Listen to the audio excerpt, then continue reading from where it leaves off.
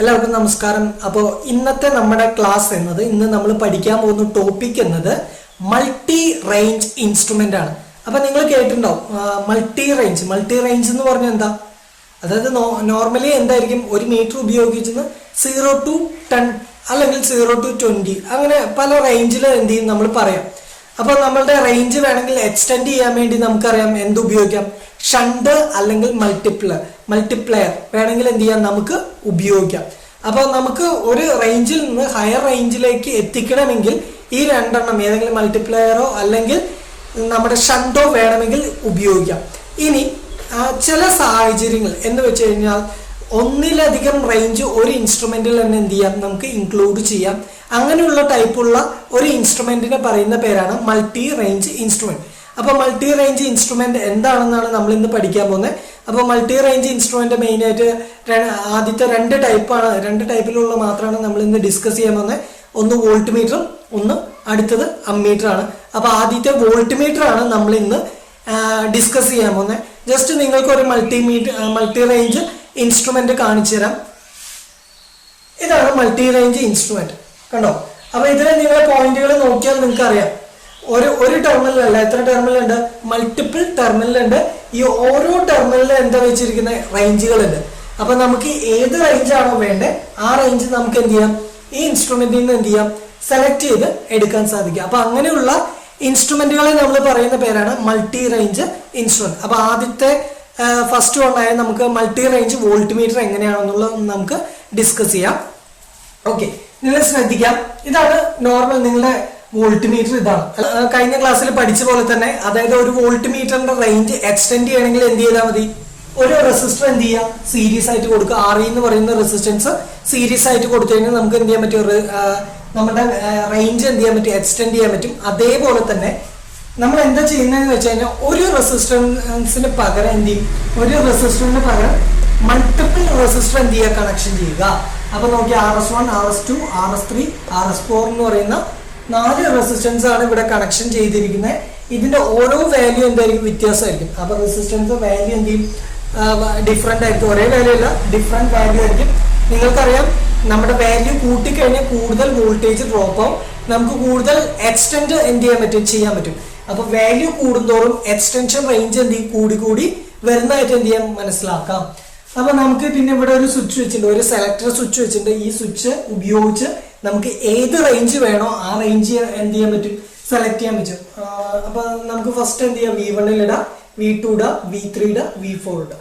അപ്പൊ ഏത് റേഞ്ച് ആണോ വേണ്ടത് ആ റേഞ്ച് സെലക്ട് ചെയ്യാൻ വേണ്ടിയിട്ടാണ് എന്ത് ചെയ്യുക, ഒരു സെലക്ടർ സ്വിച്ച് ഇവിടെ വെച്ചിരിക്കുന്നത്. അപ്പൊ ഇത്രയും കാര്യങ്ങളാണ്.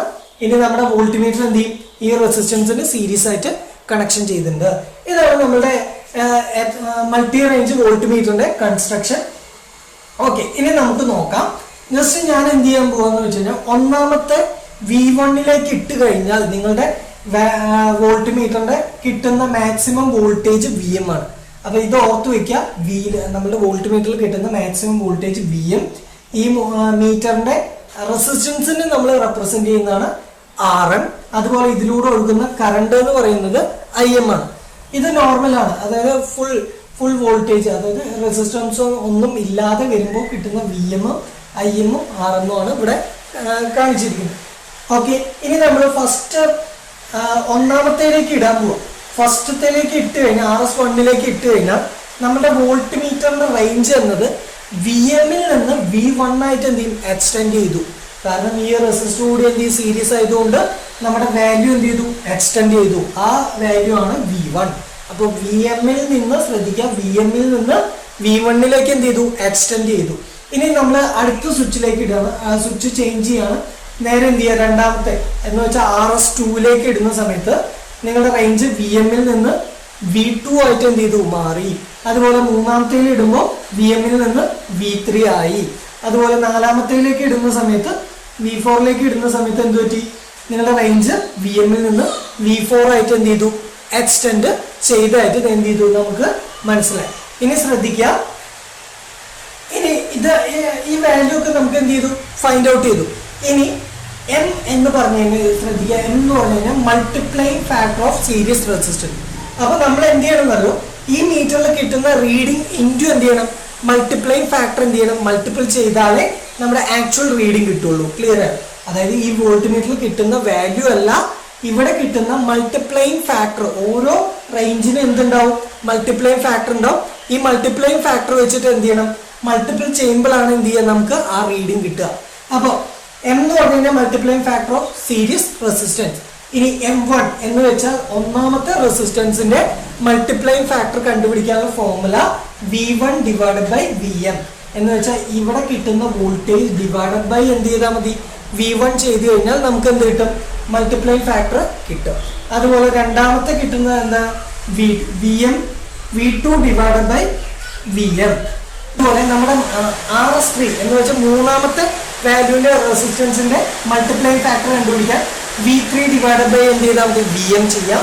അതുപോലെ നാലാമത്തെ ഫോർത്ത് റെസിസ്റ്റൻസ് അതേപോലെ തന്നെ എന്ത് ചെയ്താൽ മതി, V4 എന്ന് വെച്ചാൽ ഈ വാല്യൂ ഡിവൈഡഡ് ബൈ Vm ചെയ്ത് കഴിഞ്ഞാൽ നമുക്ക് എന്ത് ചെയ്യും, നാലാമത്തെ മൾട്ടിപ്ലൈങ് ഫാക്ടർ എന്ത് ചെയ്യാം, നമുക്ക് അവൈലബിൾ ആണ്. അപ്പോൾ ഓരോ കണക്ഷൻസ് ചെയ്യുമ്പോഴും, അതായത് ഓരോ സെലക്ടർ സ്വിച്ച് ഓരോ റെസിസ്റ്ററിൽ ഇടുമ്പോഴും അതിന്റെ മൾട്ടിപ്ലൈങ് ഫാക്ടർ ഉപയോഗിച്ച് എന്ത് ചെയ്യണം, നമുക്ക് മൾട്ടിപ്പിൾ ചെയ്യുമ്പോഴാണ് ആക്ച്വൽ റീഡിങ് കിട്ടുക. അപ്പോൾ അത് കണ്ടുപിടിക്കാനുള്ള ഫോർമുലയാണ് നമ്മളിപ്പോൾ ഡിസ്കസ് ചെയ്ത്. ഇനി ശ്രദ്ധിക്കുക, ഇപ്പോൾ നമുക്ക് മൾട്ടിപ്ലൈങ് ഫാക്ടർ അറിയാമെന്ന് വിചാരിക്കാം. അപ്പോൾ നമുക്ക് ഈ വാല്യൂവിന്റെ റെസിസ്റ്റൻസ് നമുക്ക് എന്ത് ചെയ്യാൻ പറ്റും, ഫൈൻഡ് ഔട്ട് ചെയ്യാം. അപ്പോൾ RS1 കണ്ടുപിടിക്കണം എന്ന് വിചാരിക്കുക. ജസ്റ്റ് ഫോർമുല ഉപയോഗിക്കാം, RS1 = RM, അതായത് മീറ്ററിന്റെ റെസിസ്റ്റൻസ് ഇൻറ്റു M1 - 1. M1 എന്ന് പറഞ്ഞു കഴിഞ്ഞാൽ നമ്മൾ ആദ്യത്തെ മൾട്ടിപ്ലൈങ് ഫാക്ടർ വെച്ച് എന്ത് ചെയ്താൽ മതി, മൈനസ് ചെയ്ത് RM കൊണ്ട് ഇൻറ്റു ചെയ്ത് കഴിഞ്ഞാൽ നമുക്ക് RS1 കിട്ടും. അതുപോലെ RS2 = RM ഇൻറ്റു M2 - 1 ചെയ്ത് കഴിഞ്ഞാൽ RS2 കിട്ടും. അതുപോലെ RS3 കണ്ടുപിടിക്കാൻ RM ഇൻറ്റു M3 - 1 ചെയ്താൽ മതി. RS4 കണ്ടുപിടിക്കാൻ RM ഇൻറ്റു M4 - 1 ഉപയോഗിച്ച് നമുക്ക് എന്ത് ചെയ്യാൻ പറ്റും, ഓരോ റെസിസ്റ്റൻസിന്റെ വാല്യൂ എന്ത് ചെയ്യുക, ഈ ഫോർമുല ഉപയോഗിച്ച് നമുക്ക് കണ്ടുപിടിക്കാൻ സാധിക്കും. അപ്പം നമ്മൾ മൾട്ടി റേഞ്ച് ഇൻസ്ട്രുമെന്റിന്റെ കണക്ഷൻസും കാര്യങ്ങളും എല്ലാം പഠിച്ചു. അപ്പോൾ എൻ്റെ ഒരു സംശയം എന്താണെന്ന് വെച്ച് കഴിഞ്ഞാൽ, ഇപ്പോൾ എനിക്കൊരു 8 വോൾട്ടേജ് മെഷർമെന്റ് ചെയ്യണമെന്ന് വിചാരിക്കാം. എൻ്റെ കയ്യിലുള്ള അവൈലബിൾ ഉള്ള വോൾട്ട് മീറ്റർ എന്ന് പറയുന്നത് 0 to 1 വോൾട്ടേജ് ആണെന്ന് വിചാരിക്കാം. യെസ്, എനിക്കിപ്പോൾ എന്ത് ചെയ്യണം, ഒരു 8 വോൾട്ടേജ് ആണ് മെഷർമെന്റ് ചെയ്യേണ്ടത് എന്ന് വിചാരിക്കാം. അപ്പോൾ എനിക്ക് 8 വോൾട്ടേജ് ആണ് മെഷർമെന്റ് ചെയ്യേണ്ടത്. അപ്പോൾ ഞാൻ ഉപയോഗിക്കുന്ന എന്താണ്, 0 to 1 ആണ് അല്ലേ. അപ്പോൾ ഒരു കാര്യം ആലോചിക്കുക, ഇപ്പോൾ 10 വോൾട്ടേജ് മെഷർമെന്റ് ചെയ്യണം, അതുപോലെ 20 വോൾട്ടേജ് മെഷർമെന്റ് ചെയ്യണം, അതുപോലെ 30 വോൾട്ടേജ് മെഷർമെന്റ് ചെയ്യണം, അതുപോലെ 40 വോൾട്ടേജ് മെഷർമെന്റ് ചെയ്യണം എന്ന് വിചാരിക്കാം. അപ്പോൾ എനിക്ക് വരുന്ന വോൾട്ടേജ് റേഞ്ച് ഈ റേഞ്ചാണ്. അപ്പോൾ ഞാൻ ഇവിടെ 0 to 1 വോൾട്ട് മീറ്ററിനെ എക്സ്റ്റൻഷൻ റേഞ്ച് ഉപയോഗിച്ച് കഴിഞ്ഞാൽ ഒരു 10 വോൾട്ടേജ് ചെയ്താൽ പോരാ അല്ലേ.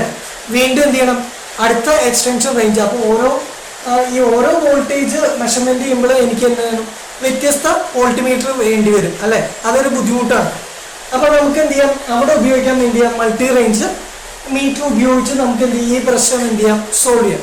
അപ്പോൾ ഒരു ക്വസ്റ്റ്യൻ കൂടി വരുന്നത് എന്താണെന്ന് വെച്ച് കഴിഞ്ഞാൽ, അപ്പോൾ 0 to മാക്സിമം വോൾട്ടേജ് 40 ആണ് അല്ലേ. അപ്പോൾ 0 to 50 വോൾട്ടേജ് ഉള്ള ഒരു മീറ്റർ ഉപയോഗിച്ച് കഴിഞ്ഞാൽ ഈ പറയുന്ന എല്ലാ റേഞ്ചും നമുക്ക് എന്ത് ചെയ്യാൻ പറ്റും, മെഷർമെന്റ് ചെയ്യാം അല്ലേ.